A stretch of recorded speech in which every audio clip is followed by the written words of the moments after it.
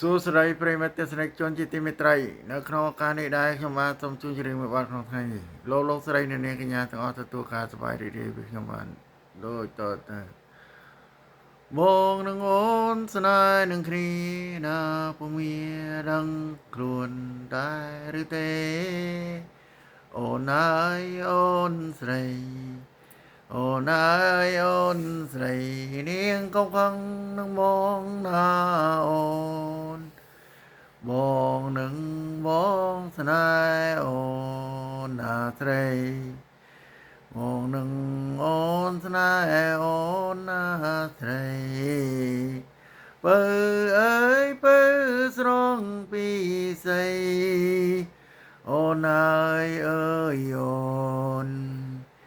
បងស្រឡាញ់តែអូនមួយទេណាស្រី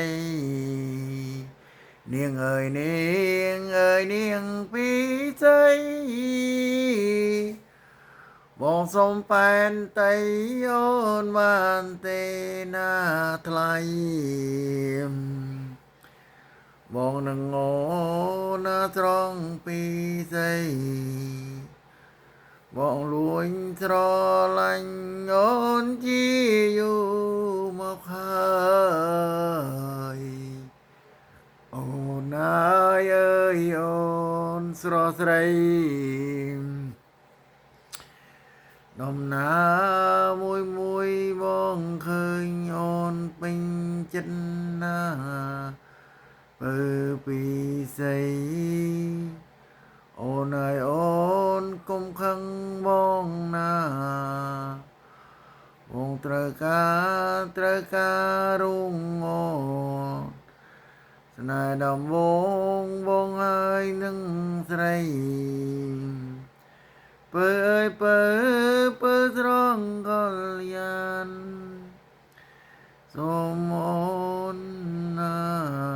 ថ្លៃអូស្រឡាញ់តែស្រីពើអើយនាងកុំខឹងអីបងនាងណានឹងអូនខ្លាំងណាអូនអើយអូនស្រង់ពីស្អីអូនអើយអូនស្រង់ពីស្អីនាងកុំខឹងបងណាថ្លៃព្រោះបងនេះណាស្រឡាញ់អូនដល់អូនអូនអើយអូនសំឡាញ់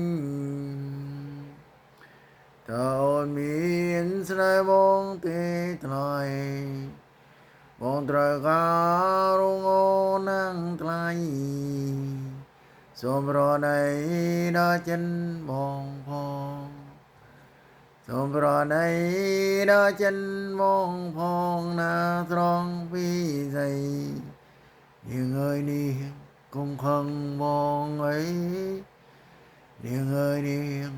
កុំខឹងបងអីព្រោះបងត្រូវការរុងអូនអើយ